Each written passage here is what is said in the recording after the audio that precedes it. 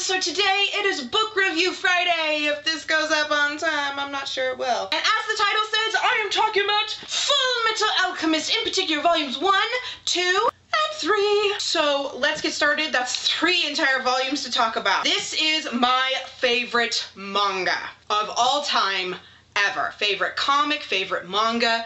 I love this manga. Edward Elric is my favorite character. I'm going to him in a bit.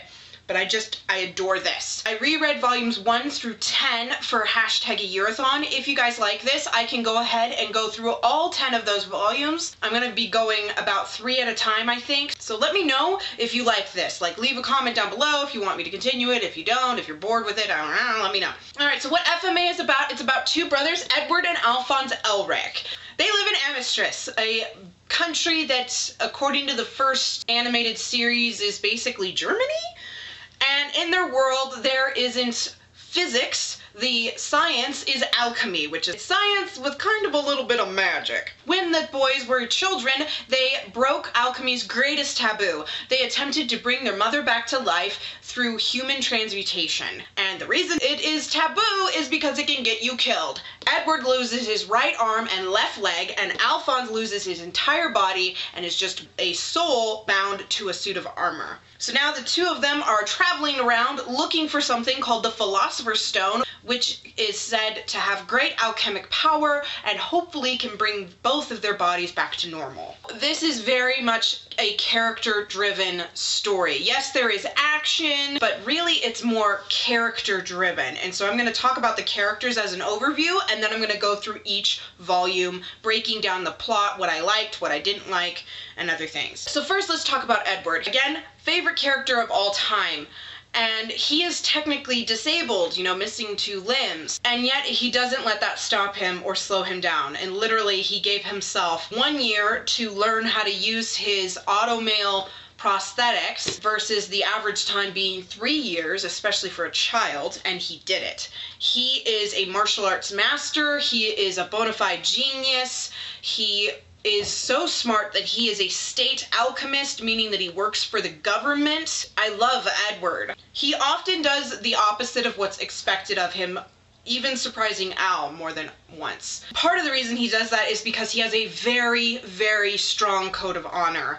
And he doesn't really talk about it, but he does. He has this very strong set of rules, and he doesn't push past them, because when he did push past them, his brother almost died. When something is going against that honor code, he really doesn't care what anyone else thinks. He doesn't care what anyone expects. He doesn't care about anything else. He just does what he knows to be right. When that honor is on the line, or his sense of what's right and wrong is on the line, he is totally willing to defy everyone, including the government and the law. And yet he's still 15. He has a very short temper. He hates the fact that he is short. With his mangaka Hiromu Arakawa calls it his antenna. He is my height, 5'3" at the beginning. So he's very, very short since he is technically Caucasian. The average height of most Caucasians is, for a male, at 15, it's like 5'5" or so, 5'4", 5'5". He's only 5'2", 5'3", and he meets several other people who are his same age who are much taller than him, so it's a touchy point. And he also tends to explode,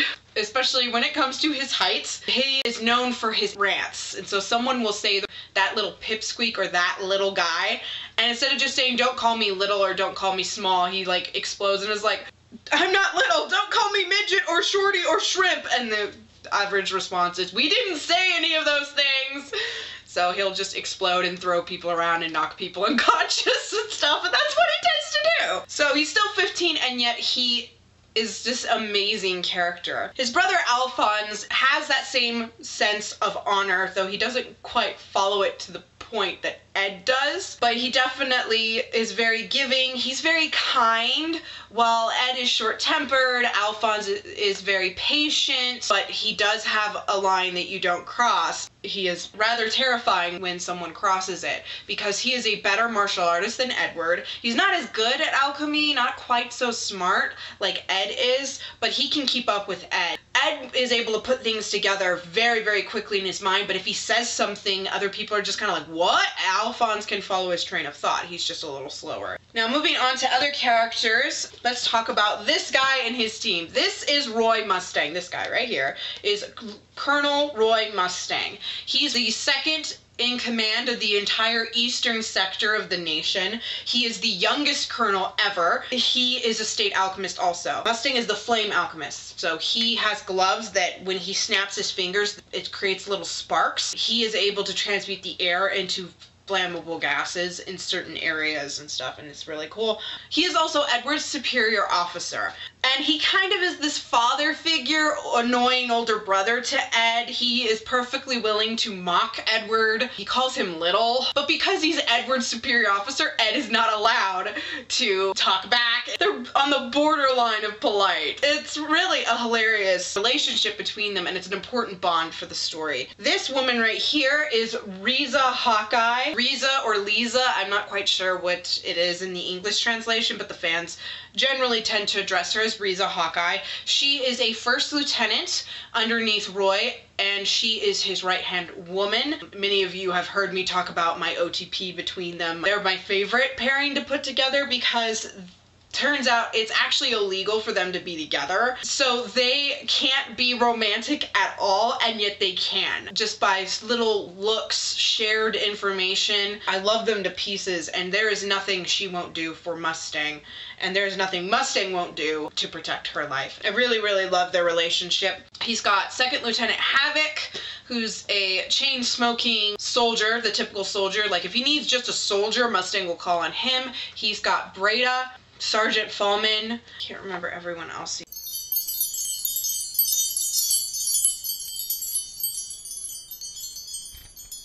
They don't say their names in the first 3 volumes very much, but they're very important, and that's his team.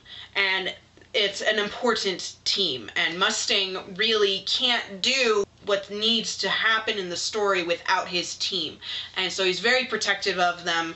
And then this guy right here, that is Major Armstrong. Armstrong is hilarious. He is also a state alchemist, like Roy and Edward. Armstrong can punch things and transmute what he hits. And he's always going on about da-da-da has been passed down to the Armstrong family for generations, whether it's a sense of art or alchemy or fighting or dancing or whatever. He's so hilarious. He's very much comedic relief, and yet you can always count on him. He's very loyal. And then the last character, this is Winry Rockbell. She doesn't really have a major point. Winry is Edward's auto-male prosthetic engineer. So she is also a genius. She is Edward's age at 15. Him and Al grew up with her. It's like his best friend.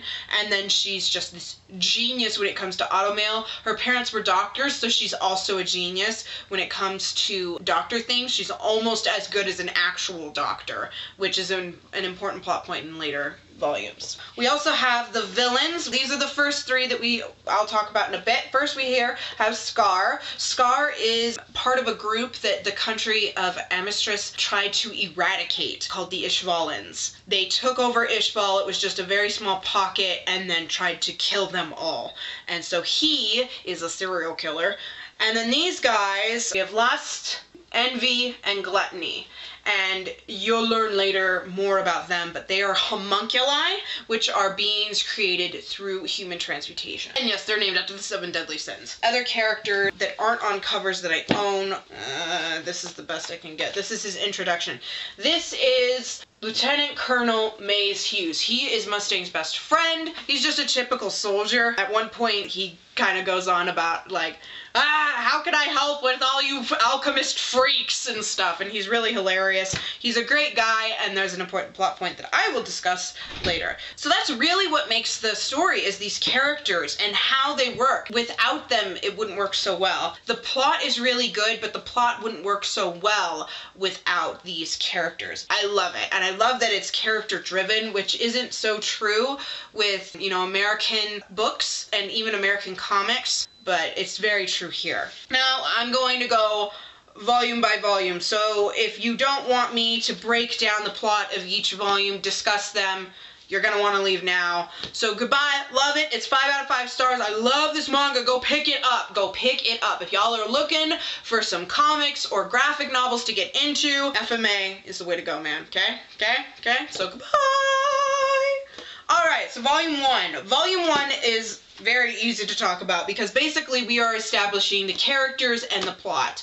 The first half, Edward and Alphonse are in the town of Lior, where they are looking for the Philosopher's Stone. We learn about what alchemy and how it works, and something called the 3 Great Laws. If you've seen a single episode of the first or second anime, either one, FMA or FMA Brotherhood, then you know what those laws are. They discuss it. That's the opening before we get to the ever-changing theme song. They meet this guy who is this religious leader, Father Cornello. They rip him out of power and expose him as just another alchemist using some sort of a Philosopher's Stone copy wannabe. Now, the best part in this volume, I think, comes with the character that we meet named Rose, or Rose.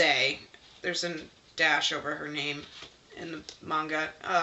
This series has a lot of translation issues. A lot. Like, the watches are gold in this volume and then silver in others. This really is not edited very well at all, to be honest. It's really, really irksome and it drives me nuts. This is especially true when you get into the later volumes. By volume 7, this triple right here, volume 7 through 9, right here, terrible. Now, my favorite line comes from this when Edward is talking to Rose at the end. They've exposed Father Cornello, and Rose was very much a believer, and she literally has collapsed on the ground and says there must be some mistake, and she's freaking out, and so she starts crying, and she goes, "What do I do? What am I supposed to believe in now? Are you going to tell me? Well, are you?" So she's demanding it from Edward, and he said, "You need to figure that out on your own. Stand up and walk. Keep going forward. At least you have strong legs to take you there." Kind of painful because Edward doesn't have strong legs, and it really shows that Edward is very much a badass and also does not take very much crap. So after that, Ed heads to a mining town that is under the foot of a corrupt official. This is where we start to see Edward's strong sense of what's right and wrong. He helps get rid of them even though they treat him terribly. Now, this is where we learn that state alchemists are very much hated. We learn that alchemists have this sort of motto, "Be thou for the people," and everyone kind of takes this oath, very much like doctors take the oath to help everybody. Well, alchemists are under a similar oath, except state alchemists do not follow that oath. They do whatever the state orders them, and Edward shows that that's not necessarily true, and he helps them out. There's a lot of funny points in there, but nothing really remarkable. And then the last part is that Edward is on this train that is taken over by terrorists, not Muslims. We don't see any sort of Muslims. The closest would definitely be the Ishvalans, as I mentioned before. They're very religious. They're kind of like Muslims, and that's the only extremist in the entire Ishvalans that we see at any point in time in the whole series. Ignore the original anime. The original anime doesn't follow that. And so Edward helps them, and this is when we are introduced to Mustang, because Mustang was supposed to be in charge of getting them back, and then he realized Edward was on board, and he's like, Ed will fix it, and Ed fixes it. Volume 2 picks up right off, as all the volumes do, with Mustang in Edward's debt for the train rescue, since he did save a general that was on board. Ed gives his report to Mustang. We didn't find anything. I don't know where to go next. I'm kind of thinking of looking into more about human transmutation and maybe getting our bodies back, and so Mustang's like, "Hi, I don't owe you anymore. I can give you to this guy named Shao Tucker." This is one of the 2 saddest plot points in the entire series. Oh man. Shao Tucker, that horrible, horrible person, is in charge of chimeras, and he's known for making a talking chimera via his wife. And so in this one, we're introduced to the assessments. I learn that Shao is close to failing his, so he decides to transmute his daughter, Nina, and her dog. And you've probably seen the images of a dog with long hair. That's been on Tumblr, that's been online, and if you aren't an FMA fan, you don't understand why people are like, "Why would you do that? Oh my gosh, my heart, da, da, da." That's because Nina, by her own father, was told to stand in a transmutation circle. It's all off page. But I think it's in the original anime where he's like, "You want to help Daddy?" He says, yeah, I'll help Daddy. And he's like, "Good." That's how she helped Daddy. Oh my gosh, so heartbreaking. Oh, Ed goes into this depression, and he gives my favorite line in this volume. It's in 2 pages. This is between Mustang and Ed. Ed. And Mustang, after everything's been revealed and the military's come in and Edward almost beats Shao Tucker to death with his right hand, that's how upset he is. Mustang is trying to get Edward back on his feet. And so he says, even though people call you a dog of the military and a devil, it was you who chose to keep studying alchemy. You chose to join the military when you could have lived the rest of your life as best you can with the body you have. Can you afford to be held back by something so small? Ed responds, something so small? You're right. People may call us dogs or devils, but Al and I will get our original bodies back.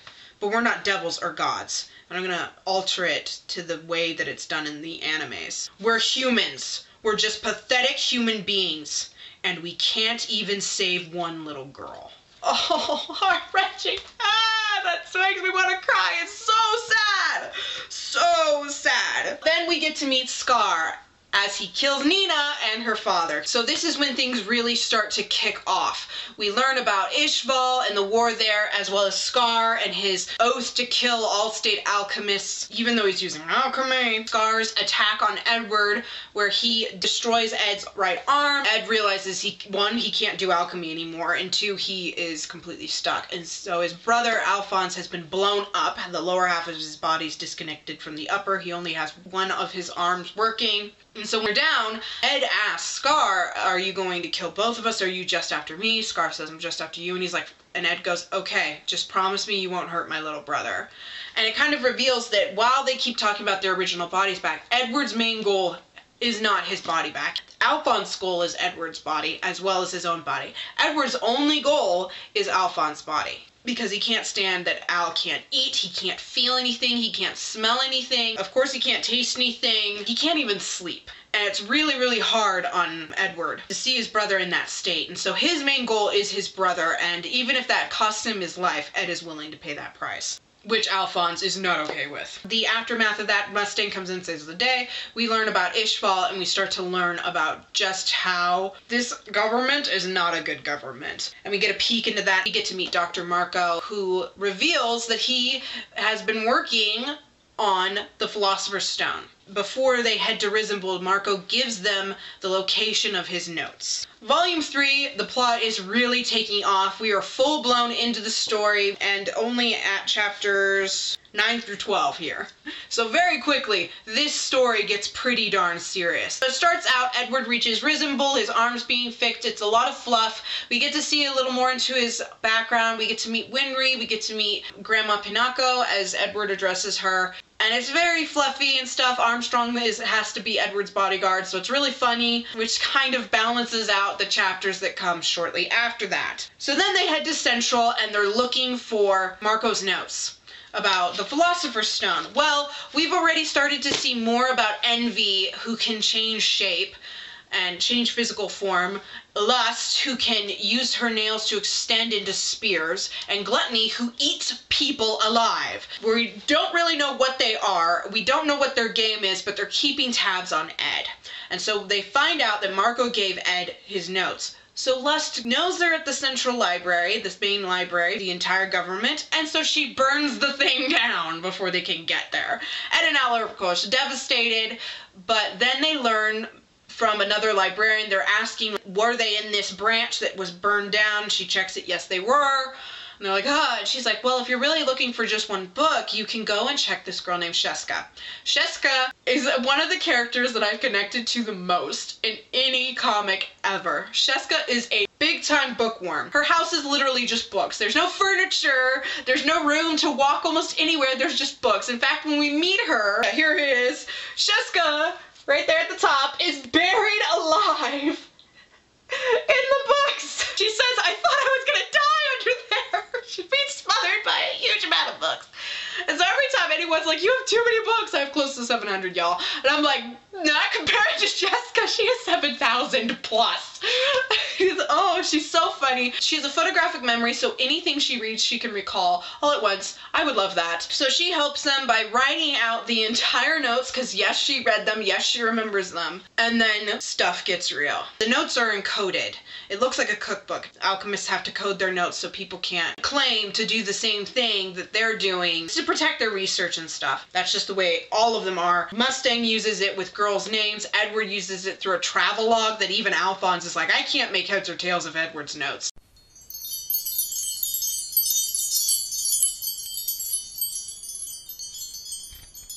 Edward's like, I could do it. It takes weeks. This book covers like, I think close to 2 solid months of them being there and translating these notes. And then they find out the Philosopher's Stone is made with human lives. And the government paid Dr. Marco to do it. And Marco was in hiding in volume 2 because he was tired of killing people. And so they tracked down that this lab research was happening at a closed Laboratory 5, which is right next to a prison. And when you are given the death sentence in Amistris, the family of those convicted never get the bodies. Well, it's because they're not killing them, they're using them in alchemic research. Very quickly, Edward, Alphonse, the 2 bodyguards that Ed has because of the attack from Scar, as well as their superior officer Mustang, are let in and they realize this is real. And at least 1 brigadier general, if not more people in the government are in on this, are killing their own people. And you think about it, it's just like, oh my gosh. And so Edward and Alphonse are like horrified. They literally stopped doing everything for several days until Armstrong convinces them to do otherwise. So then they head into Laboratory 5. They just get a little taste of what's going on. They learn that these guys are homunculi, meaning that yes, you can create a life form thing via alchemy using Philosopher's Stones, that the government is creating more people like Alphonse. They meet 3 people in suits of armor, and they also learn that they are perfectly willing to destroy Laboratory 5 and kill people in order to keep it secret. It's very dark. And so it ends with them still in Laboratory 5 after the homunculi arrive. So you can see why this is really easy to get into. It's very fast-paced. The plot goes very quickly. Again, we're only on chapter 12 here. So in a novel, if this were multiple novels, we would be about halfway through the first book 1. And yet so much happens. It's heart-wrenching, it's powerful. I just love it. And again, it's really character driven. It's got a lot of funny points. Like most manga, even in the darkest of times, funny things still tend to happen. Characters are still hilarious. And yet it can bring me to tears all the time. Oh my gosh, Nina. Oh, there's another plot point. Actually, I thought it was in volume 3. It's in volume 4. 5 out of 5 stars. I love this series. Let me guys know if you want me to continue to talk about these books, if you want me to move on to other books that I've read. I have other books that I do want to do videos for. I just read 10 solid manga volumes in 2.5 days, so yeah. Alright, thank you guys so much for watching. Please give this video a thumbs up if you enjoyed it. Subscribe to see more. Every Friday is a book review. On the 27th, however, there won't be. It's my birthday. It's my birthday, okay? So I'm not doing no video. I'm gonna be celebrating, alright? Alright, y'all. Good luck with your reading, and I hope you guys give these manga a try, and I'll see you in the next video. Bye!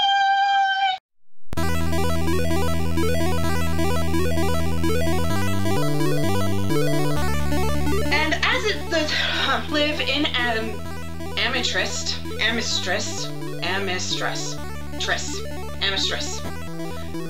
He does I interrupted myself at least 20 times already. Because I'm gonna going fast. I have a million things to do today. Strong, sorry, I keep... Ow! And yet he's still... There is a cat hair on my nose, and this is really aggravating. I have not touched a cat in hours and hours. There are like birds right outside my window. I don't know if you can hear that. So if you're hearing squeaking, that's what it is. Mustang. We learned that alchemy, God. For water. I guess I don't have any left. Mustang. Is it in here where it happens? Yeah. So my thoughts for these, so you can see, I'm holding these backwards.